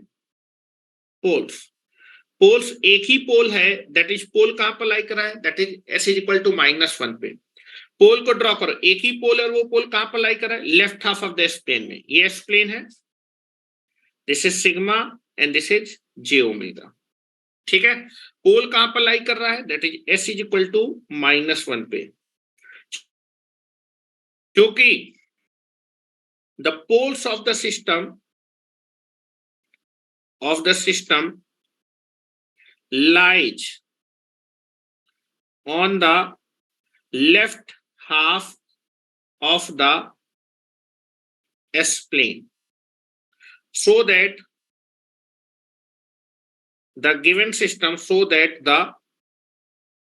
given LTI system represent a stable system। तो ये तो मैंने यूनिलेटरल से आपको बता दिया। बाइलेटरल से मैं आपको बताता हूं। एलटीआई सिस्टम की स्टेबिलिटी बताने के लिए आपको ट्रांसफर फंक्शन ही निकालना पड़ेगा, लेकिन इस बार मैं ट्रांसफर फंक्शन निकालूंगा किसकी हेल्प से? Bilateral Laplace transform. और जब भी बाइलेटरल लाप्लास ट्रांसफॉर्म निकालेंगे तो आपको आरओसी लिखना पड़ेगा, और अगर आरओसी में जे ओमेगा आएगी तो 100% सिस्टम स्टेबल होगा।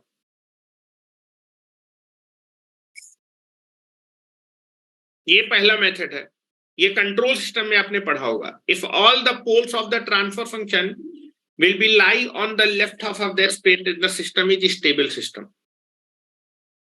ये सर ने पढ़ाया है ना कि नहीं पढ़ाया है? ठीक है,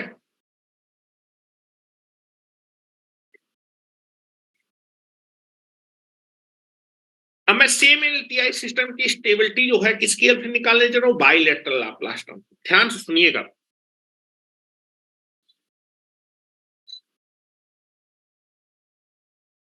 बाइलेटरल लाप्लास ट्रांसफॉर्म से भी सेम रिजल्ट आएगा, स्टेबल ही आएगा। देखिए सुनिए,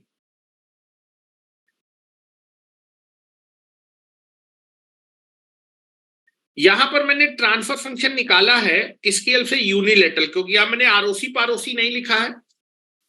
अगर मैं आरओसी लिखूंगा तो कौन सा लाप्लास ट्रांसफॉर्म पढ़ रहा हूं, that is the bilateral Laplace transform. ठीक है,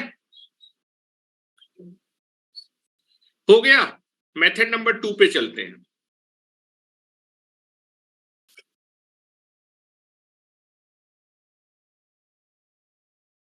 आ जाओ,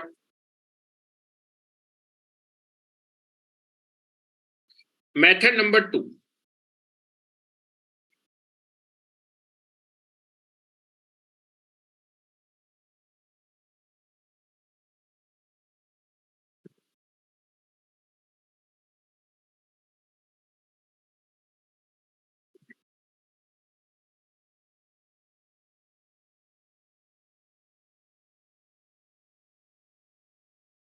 मेथड नंबर 2, आपको अपने एलटीआई सिस्टम का स्टेबिलिटी चेक करनी है। एलटीआई सिस्टम का क्या दिया है बेटा, आपको जो है that is nothing but the impulse response दिया है। ठीक है, तो जब भी आपको इंपल्स, थोड़ा बैक कर दीजिए, अच्छा 1 मिनट लिखो जल्दी से।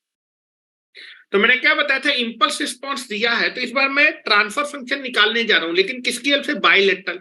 अगर बाइलेटरल लाप्लास ट्रांसफॉर्म की हेल्प से अगर ट्रांसफर फंक्शन निकालेंगे तो आपको आरओसी लिखना पड़ेगा। और जब भी बाइलेटरल लाप्लास ट्रांसफॉर्म निकालेंगे, अगर आरओसी आपका जो ट्रांसफर फंक्शन है उसकी आरओसी में अगर क्या इंक्लूड हो, जे ओमेगा एक्स इंक्लूड होगा, तो सिस्टम स्टेबल होगा। इस बार मैं पोल नहीं देखूंगा, आरओसी निकालूंगा। तो जब भी आप बाइलेटरल लाप्लास ट्रांसफॉर्म से निकालेंगे तो भी आपको एलटीआई सिस्टम की स्टेबिलिटी निकालने के लिए ट्रांसफर फंक्शन की जरूरत पड़ेगी। ट्रांसफर फंक्शन निकालने के बाद ट्रांसफर फंक्शन की आरओसी चेक करिएगा। क्या मेरी बात समझ रहे हैं? अगर यूनिलेटरल लाप्लास ट्रांसफॉर्म की हेल्प से एलटीआई सिस्टम की स्टेबिलिटी चेक करें तो ट्रांसफर फंक्शन निकालने के बाद पोल की लोकेशन चेक करें। लेकिन अगर बाइलेटरल लाप्लास ट्रांसफॉर्म से आप स्टेबिलिटी चेक करना चाहते हो तो ट्रांसफर फंक्शन निकालने के बाद उसकी आरओसी चेक करेंगे। अगर उसकी आरओसी में जे ओमेगा एक्स आएगा, इंक्लूड होगा, तो स्टेबल सिस्टम होगा। ठीक है, ये चीज ध्यान रखिएगा जो मैं आपको बता रहा हूं। ठीक है, चलो, बाइलेटरल लाप्लास ट्रांसफॉर्म से आप स्टेबिलिटी चेक करें। एलटीआई सिस्टम की स्टेबिलिटी निकालने के लिए ट्रांसफर फंक्शन चाहिए। और ट्रांसफर फंक्शन कैसे मिलेगा, एलटीआई सिस्टम का आपको क्या करना पड़ेगा, आपको लाप्लास लेना पड़ेगा। पहले मैंने यूनिलेटरल लाप्लास ट्रांसफॉर्म लिया, यूनिलेटरल लाप्लास ट्रांसफॉर्म से आपने ट्रांसफर फंक्शन निकाला। यूनिलेटरल से जब आप ट्रांसफर फंक्शन निकालते हैं तो पोल की लोकेशन चेक करते हैं। पोल की लोकेशन अगर लेफ्ट ऑफ द स्पेन में लाई करे, सारे के सारे पोल, अगर एक ही पोल है, सारे के सारे पोल अगर लेफ्ट ऑफ द स्पेन में लाई करेंगे तो सिस्टम कैसा होगा, स्टेबल होगा। लेकिन इस बार बाइलेटरल लाप्लास ट्रांसफॉर्म की हेल्प से स्टेबिलिटी निकाल रहा हूं। ठीक है, तो now you can be check here, आपको इंपल्स रिस्पॉन्स दिया हुआ है, इंपल्स रिस्पॉन्स कितना है बेटा, e की पावर -t इंटू यूटी। चलो, एलटीआई सिस्टम की स्टेबिलिटी चेक करने के लिए ट्रांसफर फंक्शन चाहिए। ट्रांसफर फंक्शन क्या होने वाला है, transfer function is nothing but the impulse response का क्या ले लीजिए, लाप्लास। लेकिन इस बार मैं कौन सा लाप्लास ट्रांसफॉर्म लूंगा, bilateral Laplace transform. Impulse response का क्या लेने वाला हूं, बाइलेटरल लाप्लास ट्रांसफॉर्म। ठीक है, चलो, इंपल्स रिस्पॉन्स क्या दिया हुआ है, इंपल्स रिस्पॉन्स दिया हुआ है बेटा e की पावर -t इंटू यूटी। इसका बाइलेटरल लाप्लास ट्रांसफॉर्म निकालिए। चलो, ट्रांसफर फंक्शन मैंने निकाल लिया। अच्छा, इसका ये बताइए, बाइलेटरल लाप्लास ट्रांसफॉर्म निकालूंगा तो यूटी कैसा सिग्नल है, राइट साइडेड सिग्नल है। कैसा सिग्नल है, राइट साइडेड सिग्नल है। किसी भी राइट साइडेड सिग्नल में जब आप किसी भी सिग्नल से मल्टीप्लाई, तो रिजल्टेंट सिग्नल भी कैसा है, राइट साइडेड। तो ये सिग्नल कैसा है, राइट साइडेड। चलो, बाइलेटरल लाप्लास यूटी का कितना होता है बेटा, 1/s, नेगेटिव एक्सपोनेंशियल से मल्टीप्लाई करेंगे, पॉजिटिव शिफ्टिंग हो जाएगी। तो बेटा इस सिग्नल का बाइलेटरल लाप्लास ट्रांसफॉर्म निकालेंगे, कितना ही आएगा, 1/s + 1। लेकिन आरओसी लिखना पड़ेगा, आरओसी लिखना पड़ेगा। आरओसी कैसे लिखेंगे? पोल निकालेंगे। पोल कहां पर आएगा? बाइलेटरल लाप्लास ट्रांसफॉर्म निकाला, ट्रांसफर फंक्शन चाहिए। ट्रांसफर फंक्शन का इस बार मैंने बाइलेटरल लाप्लास ट्रांसफॉर्म निकाला। उसके बाद आरओसी लिखने के लिए आप अपने कॉम्प्लेक्स नंबर का रियल पार्ट यहां पर ड्रॉ करेंगे, इमेजिनरी पार्ट यहां पर ड्रॉ करेंगे। पोल कहां पर आ रहा है? पोल आ रहा है बेटा s इज इक्वल टू -1 पे। पोल से वर्टिकल लाइन खींचेंगे, क्योंकि कैसा सिग्नल है बेटा? राइट साइडेड सिग्नल है। राइट साइडेड सिग्नल की जो आरओसी होती है वो पोल के कहां पर होती है? राइट साइड पे। This is the ROC. आपके राइट साइडेड सिग्नल की आरओसी क्या है? This is the ROC. तो आरओसी क्या होगी बेटा? उन सारे कॉम्प्लेक्स नंबर के लिए इसका बाइलेटरल लाप्लास ट्रांसफॉर्म एग्जिस्ट करेगा जिनका रियल पार्ट -1 से बड़ा। ये बताओ, जो ट्रांसफर फंक्शन आपने निकाला, ट्रांसफर फंक्शन की आपने आरओसी लिख ली, आरओसी में क्या जे ओमेगा लाई कर रहा है क्या? आरओसी कंटेन जे ओमेगा, ये जे ओमेगा इमेजिनरी एक्सेस को क्या बोलते हैं? जे ओमेगा एक्सेस, जे ओमेगा एक्स। क्या आपके ट्रांसफर फंक्शन जो आपने निकाला, ट्रांसफर फंक्शन निकालने के बाद जो आरओसी है, आरओसी में जे ओमेगा एक्स आ रही है क्या? ROC contain J omega access. Hello राजरानी, क्या आरओसी जो आपकी आ रही है ट्रांसफर फंक्शन की, क्या उसमें जे ओमेगा एक्स है? नहीं है। हेलो, ये जी ओमेगा एक्स है। इन सारे कॉम्प्लेक्स नंबर के लिए इसका बाइलेटरल लाप्लास, आप देखेंगे ये इन सारे कॉम्प्लेक्स नंबर में कौन सी एक्सेस इंक्लूड है? जे ओमेगा एक्सेस इंक्लूड है। ये जे ओमेगा एक्स, इमेजिनरी एक्सेस को हम क्या बोलते हैं? जे ओमेगा एक्स। तो आरओसी में कौन सी एक्सेस शामिल है? जे ओमेगा एक्सेस शामिल है। तो सिस्टम कैसा होगा? स्टेबल। क्या मेरी बात समझ रहे हैं? क्या मेरी बात समझ रहे हैं? पूजा, क्या मेरी बात समझ रही हैं कि यहां पर आपने बाइलेटरल लाप्लास ट्रांसफॉर्म से आपने आरओसी निकालना है। आरओसी के अंदर अगर क्या आ जाए? जे ओमेगा एक्स आ जाए, तो मैं लिख रहा हूं क्योंकि आरओसी विल कंटेन, आरओसी जो मैंने लिखी है उसके अंदर जे ओमेगा एक्स है, क्योंकि ROC will contain J omega axis, so that the given LTI system is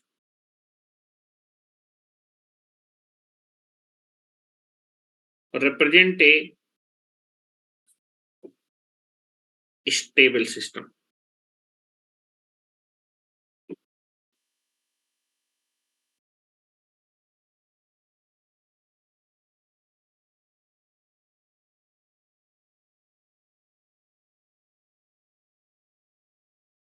Represent a stable system.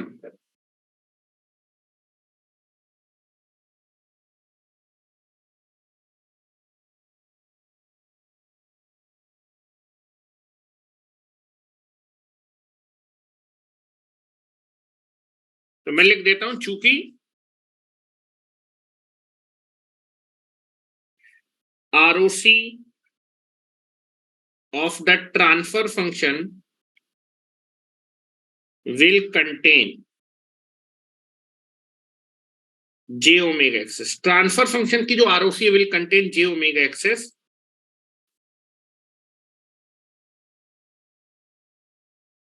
so that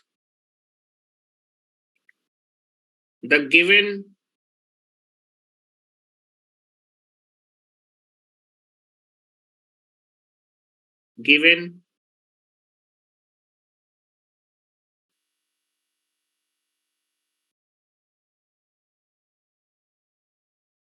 LTI system represent a stable system. तो bilateral Laplace transform से कभी भी आपको स्टेबिलिटी निकालनी है तो आपको कुछ नहीं करना है, आपको ट्रांसफर फंक्शन निकालना है। अगर ट्रांसफर फंक्शन जब निकालने के बाद उस ट्रांसफर फंक्शन की आरओसी में अगर जे ओमेगा एक्सेस शामिल हो जाएगा, ये आरओसी थी ना, अगर इस आरओसी में जे ओमेगा एक्सेस आएगा तो सिस्टम कैसा हो जाएगा? स्टेबल हो जाएगा। ठीक है, क्या मेरी बात समझ रहे हैं? नहीं समझ रहे हैं? तो बाइलेटरल लाप्लास ट्रांसफॉर्म से भी आप क्या कर सकते हैं, अपने सिस्टम की स्टेबिलिटी चेक कर सकते हैं। एक क्वेश्चन और करवा देता हूं, ध्यान से देखिएगा, आ जाओ।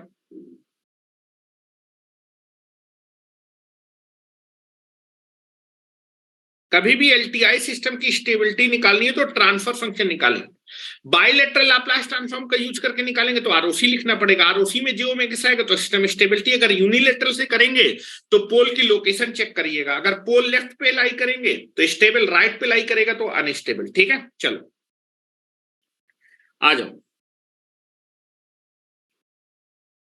Find the stability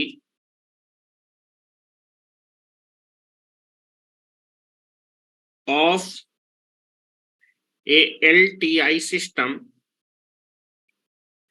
if the impulse response of the LTI system is given as e की पावर t into ut। अगर इंपल्स रिस्पॉन्स ये है आपके एलटीआई सिस्टम का तो उसकी स्टेबिलिटी चेक करनी है। तो पहले हम लोग यूनिलेटरल से निकालते हैं। Now impulse response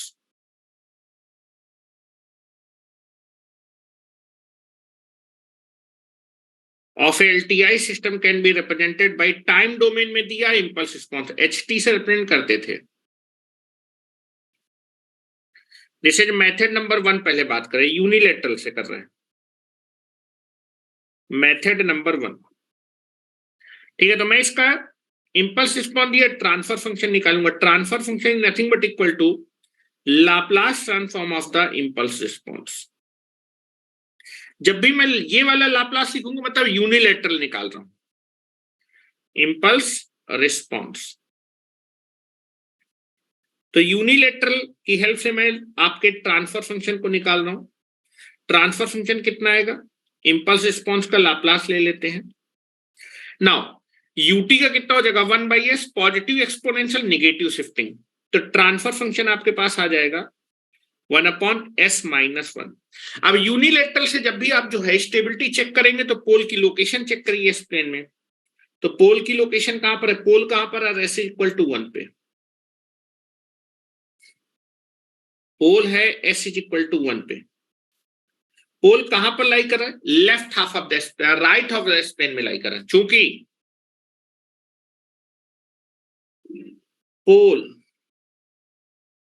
of the LTI system lies on the right half of the S plane, so that given LTI system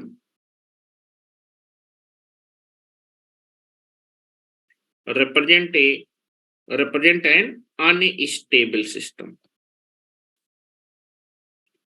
कैसे सिस्टम को रिप्रेजेंट करा, अनस्टेबल सिस्टम को रिप्रेजेंट कर रहा है। ठीक है, अब इसी क्वेश्चन को आप बाइलेटरल लाप्लास ट्रांसफॉर्म से कर सकते हैं। बाइलेटरल लाप्लास ट्रांसफॉर्म से निकालने के लिए आप क्या करेंगे, ट्रांसफर फंक्शन की आरओसी निकालेंगे। अगर आरओसी में जे ओमेगा एक्स इंक्लूड होगा तब तो स्टेबल होगा, अदरवाइज अगर इंक्लूड नहीं होगा तो स्टेबल नहीं होगा।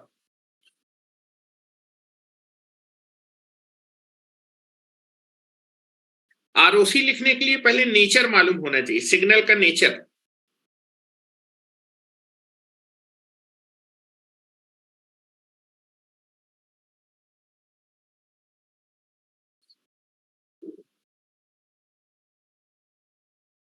चलो मेरे ख्याल से मेथड नंबर 1 कंप्लीट हो गया होगा आपका।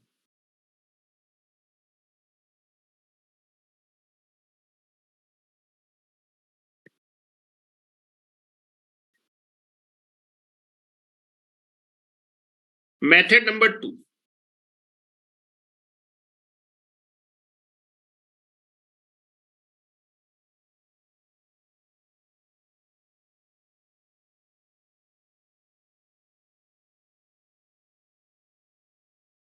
इंपल्स रिस्पॉन्स आपको दिया हुआ है,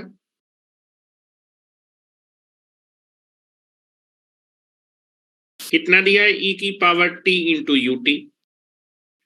एलटीआई सिस्टम की स्टेबिलिटी के लिए ट्रांसफर फंक्शन निकालेंगे, लेकिन ट्रांसफर फंक्शन क्या है, इस बार मैं किसकी हेल्प ले रहा हूं, बाइलेटरल लाप्लास ट्रांसफॉर्म ले रहा हूं, that is impulse response. Transfer function S domain में एप्लीकेबल होता है, एस डोमेन में जाने के लिए आप यूनिलेटरल लाप्लास ट्रांसफॉर्म भी ले सकते हैं और bilateral Laplace. Hello, transfer function S domain में डिफाइन होता है, एस डोमेन में जाने के लिए आप यूनिलेटरल लाप्लास ट्रांसफॉर्म भी यूज कर सकते हैं और बाइलेटरल। तो इस बार मैं बाइलेटरल लाप्लास ट्रांसफॉर्म यूज कर रहा हूं, ठीक है ना। इंपल्स रिस्पॉन्स कितना दिया हुआ है, दिस इज e की पावर t इंटू यूटी। पहले नेचर निकालो, आरओसी लिखनी पड़ेगी। नाउ ये आपका यूटी कैसा, right sided. Right sided signal में आप किसी भी सिग्नल से मल्टीप्लाई करेंगे तो रिजल्टेंट सिग्नल कैसा होगा, राइट साइडेड। तो ये सिग्नल कैसा है, राइट साइडेड सिग्नल है। चलो ट्रांसफर फंक्शन निकाल रहा हूं, ट्रांसफर फंक्शन निकाल रहा हूं, बाइलेटरल लाप्लास ट्रांसफॉर्म निकालोगे तो आरओसी लिखना पड़ेगा। यूटी का कितना होता है बेटा, 1/s, positive exponential negative shifting, तो कितना आ जाएगा बेटा, दिस इज 1/s-1। अब इसकी आरओसी लिखनी पड़ेगी, तो आरओसी लिखने के लिए क्या करेंगे, पोल निकालेंगे। राइट साइडेड सिग्नल है, overall signal is right sided signal. यहां पर आप अपने कॉम्प्लेक्स नंबर का कौन सा पार्ट ड्रॉ करेंगे, रियल पार्ट, और यहां पर आप इमेजिनरी पार्ट। पोल कहां पर बेटा, s इज इक्वल टू 1 पे। पोल से वर्टिकल लाइन खींचेंगे। Right sided signal, right sided signal की जो आरओसी होती है, राइट साइडेड सिग्नल की जो आरओसी होती है पोल के राइट साइड पे, तो दिस इज द आरओसी। क्या आपके जो ट्रांसफर फंक्शन की जो मैंने आरओसी, इस आरओसी में जे ओमेगा एक्स इंक्लूड है क्या, क्या इस आरओसी में जे ओमेगा एक्स लाई कर रहा है क्या। हेलो, जे ओमेगा एक्स क्या है, जो इमेजिनरी एक्सेस होती है इसको बोलते हैं हम जे ओमेगा एक्सेस, और this is called J omega axis. क्या मेरी आरओसी में राजरानी जे ओमेगा एक्स है क्या, आरओसी में ये आरओसी है, इसमें जे ओमेगा एक्स लाई करे, जे ओमेगा एक्स ये वाली है, क्या आरओसी में जे ओमेगा एक्स है क्या, नहीं है, है क्या, हाँ नहीं है। दिस इज आरओसी, आरओसी के अंदर जे ओमेगा एक्स नहीं है, तो सिस्टम कैसा होगा, अनस्टेबल। अगर मैं आरओसी लिखना चाहूं तो उन सारे कॉम्प्लेक्स नंबर के लिए इसका बाइलेटरल लाप्लास ट्रांसफॉर्म एग्जिस्ट करेगा, जिनका रियल पार्ट क्या होगा, 1 से बड़ा। रियल पार्ट क्या होगा, 1 से बड़ा। तो आप लिखेंगे चूंकि ROC of the transfer function does not contain j omega excess, so that the given system is represent an unstable system। कैसे सिस्टम को रिप्रेजेंट करेगा, अनस्टेबल, ठीक है। तो इस तरह से आप स्टेबिलिटी ही चेक कर सकते हैं बाइलेटरल लाप्लास ट्रांसफॉर्म का यूज करके। तो इस तरीके से आपका बाइलेटरल लाप्लास ट्रांसफॉर्म कंप्लीट होता है। नेक्स्ट टॉपिक हेडिंग डाल लीजिए, जेट ट्रांसफॉर्म। जेट ट्रांसफॉर्म आपको सरल पड़ेगा क्योंकि मैं आपको बाइलेटरल लाप्लास ट्रांसफॉर्म पढ़ा चुका हूं। जिस तरीके से कॉन्टिन्यूअस टाइम डोमेन का लाप्लास ट्रांसफॉर्म निकालते हैं, उसी तरह डिस्क्रीट टाइम डोमेन का कौन सा ट्रांसफॉर्म निकाला जाता है, जेट ट्रांसफॉर्म।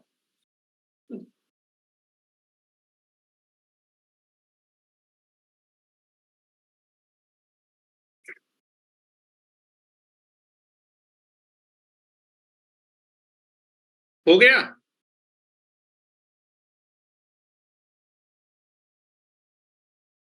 चलो आ जाओ।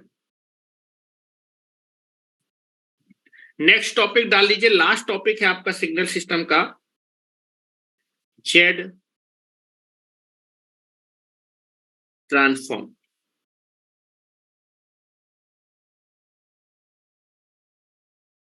जेट ट्रांसफॉर्म, तो पहला चीज आपको क्लियर होनी चाहिए कि जेट ट्रांसफॉर्म आपके किस डोमेन के सिग्नल को के लिए कैलकुलेट किया जाता है, डिस्क्रीट टाइम डोमेन सिग्नल का आप हमेशा जेट ट्रांसफॉर्म क्या करते हैं, कैलकुलेट करते हैं।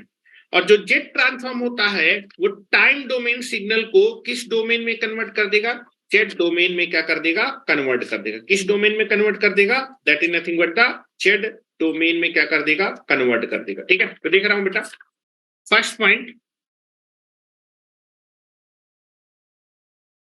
The Z transform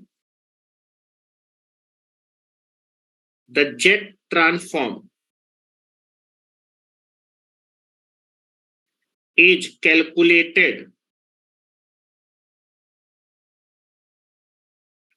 for a discrete time domain signal। Discrete time domain signal को हम किससे रिप्रेजेंट करते थे, x ऑफ n से। तो डिस्क्रीट टाइम डोमेन सिग्नल का ही क्या कैलकुलेट किया जा सकता है, जेड ट्रांसफॉर्म। तो इसका मतलब जेड ट्रांसफॉर्म किस डोमेन के लिए डिफाइन है, डिस्क्रीट टाइम डोमेन के लिए डिफाइन है। डिस्क्रीट टाइम डोमेन सिग्नल का आप क्या निकाल सकते हैं, Z transform. Continuous time domain signal का क्या निकाल सकते हैं, लाप्लास ट्रांसफॉर्म। ठीक है, तो that is Z transform is calculated for a discrete time domain signal. Hence, Z transform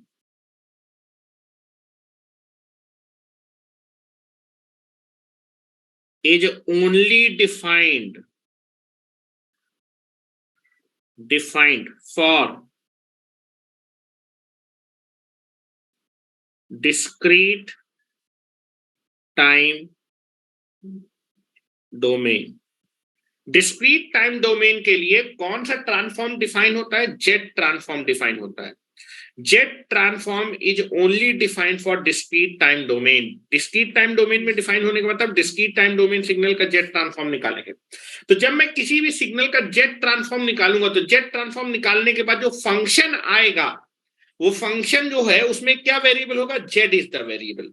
ठीक है, तो जैसे आप लाप्लास निकालते थे एक्सटी का, जब मैं लाप्लास निकालता था तो जो फंक्शन आता था वो किसका फंक्शन आता था, एस का फंक्शन आता था। उसी तरह जब मैं एक्स ऑफ एन का जब मैं जेड ट्रांसफॉर्म निकालूंगा तो जो मेरे पास फंक्शन आएगा उस फंक्शन में क्या वेरिएबल बचेगा, केवल जेड इज द वेरिएबल। तो this is nothing but the, आप एक्स ऑफ एन के जेड ट्रांसफॉर्म को रिप्रेजेंट करेंगे कैपिटल एक्स ऑफ जेड से, क्योंकि जब मैं आपके X of N discrete time domain signal का जेड ट्रांसफॉर्म निकालूंगा तो जो फंक्शन आएगा वो जेड का फंक्शन होगा। दैट इज किसका फंक्शन होगा, जेड का फंक्शन। उसको आप represent capital X of Z से क्या करने वाले हैं, रिप्रेजेंट करने वाले। तो मैं लिख रहा हूं जेड ट्रांसफॉर्म आपके डिस्क्रीट टाइम डोमेन सिग्नल को किस डोमेन में कन्वर्ट कर देगा, जेड डोमेन में क्या कर देगा, कन्वर्ट कर देगा। ठीक है, लिखिए Z transform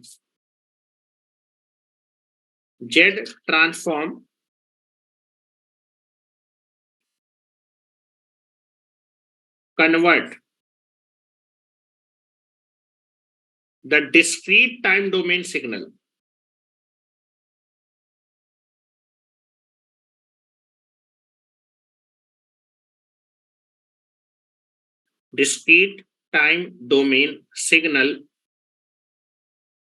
into the Z domain। जैसे आपका लाप्लास ट्रांसफॉर्म क्या होता था, लाप्लास ट्रांसफॉर्म टाइम डोमेन के सिग्नल को एस डोमेन में कन्वर्ट करता, तो उसी जेड ट्रांसफॉर्म आपके डिस्क्रीट टाइम डोमेन सिग्नल को जेड डोमेन में क्या कर देगा, कन्वर्ट कर देगा। ठीक है, चलो नाउ अब मैं क्या करने वाला हूं, मैं आपके पास एक डिस्क्रीट टाइम डोमेन होगा एक्स ऑफ एन और उसका मैं कौन सा ट्रांसफॉर्म निकालने जा रहा हूं, जेड ट्रांसफॉर्म निकालने जा रहा हूं। ठीक है, चलो एक्सटी के ध्यान सुनिएगा, मेरे पास एक सिग्नल है X of N, discrete time domain signal है, इसका मैं क्या निकालने जा रहा हूं, जेड ट्रांसफॉर्म निकालने जा रहा हूं। क्या निकालने जा रहा हूं, जेड ट्रांसफॉर्म निकालने जा रहा हूं।